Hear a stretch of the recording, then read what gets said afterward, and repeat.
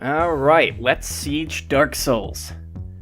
Now, I don't know about all of you, but for me, Souls series has been a personal favorite of mine. I have been a fanatic for all but the spiritual predecessors. Kingsfield. But only because I've never gotten around to playing them. Hi, I'm Matt from TheFinkdom, and today I have an uncontrollable urge to make a video. Bit spontaneous, I know, but that's how I do, and I says to myself, self, why not get back to some creative roots and tackle one of your favorites? Yeah, why not? Why not? So where to begin? That's the question. Well, I believe most people started with the first Dark Souls, since Demon Souls was an exclusive for PS3, and if you're anything like me, we say fuck exclusives, because I can't afford to have every goddamn console made. Who do you think I am, Billy Bob Gates, Sony? Oh no way. Dark Souls, in my opinion, had the best of many mechanics and level design. Except for all that rainbow of colors Tight Night bullshit, and all that backtracking. To and fro bonfires was so tiresome, but at least we got to look at the amazing scenery. What? And as you can see, the level design was really one of a kind. I don't think any Souls game after this one really captured the same feels for me. The first time you find a shortcut to Firelink, amazing. Amazing. And the second time you found a shortcut to Firelink, phenom. It was phenom. The game really did surprise you.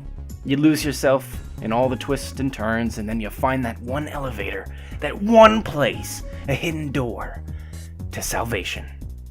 It was beautiful. Combat with a K. So, you're backtracking, you're moving forward, and along your merry way you encounter, I'll admit, some recycled enemies, but at the very least you can do this. Oh my God! Yeah, that hits the spot. And let's not forget the boss fights.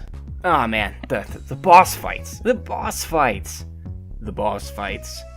The boss fights, right?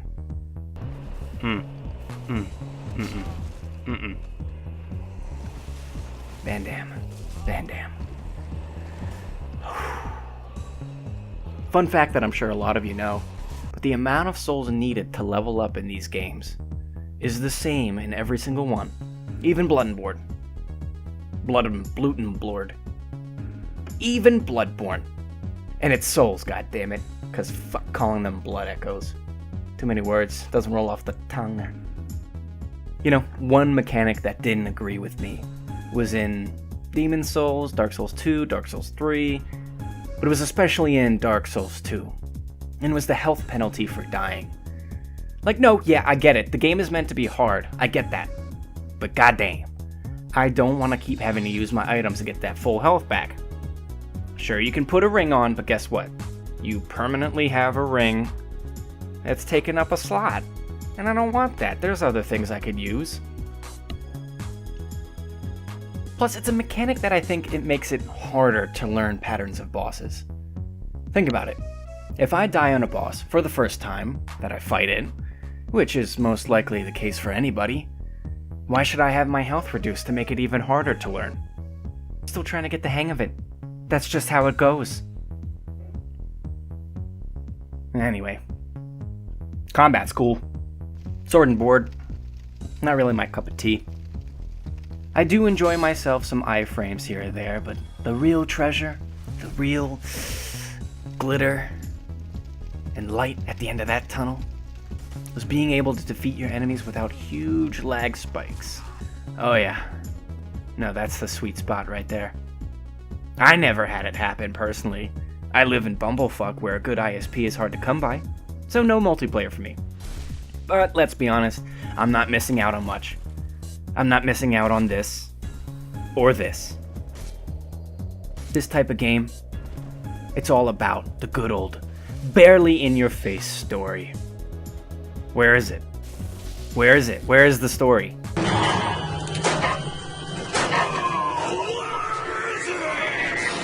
Yes, there is nothing like having to read all the items that you possess to figure anything out about this land. These bosses. These... things. Sure, this twat waffle will give you the main skinny, but to get to the really good stuff, you gotta dig deep. And you gotta take in everything around you. Items, the descriptions of those items, tonal changes with characters you speak, too. Kill this guy.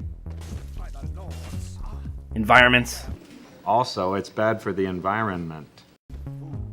Just all that and more. The first inkling of story that we get comes from a cutscene, the first one.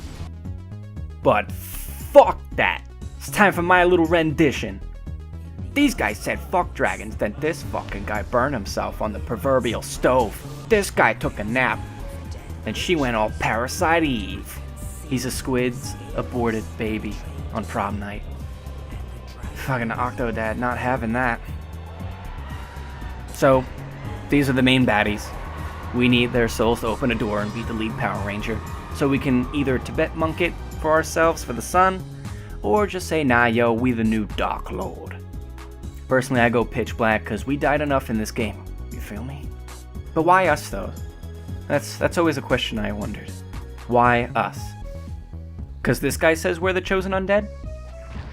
I bet you say that to all the boys. Nah, we doing this for ourselves. And because the asylum is quite boring. The company's not too social. But seriously, why? What makes us so special? Is it predetermined fate? Or maybe, just maybe, it's because we've gotten the furthest. I'm inclined to believe the latter, but hey, that's just me and myself thinking. Thanks for tuning in, and I will try to find out something else to talk about in the future. Peace.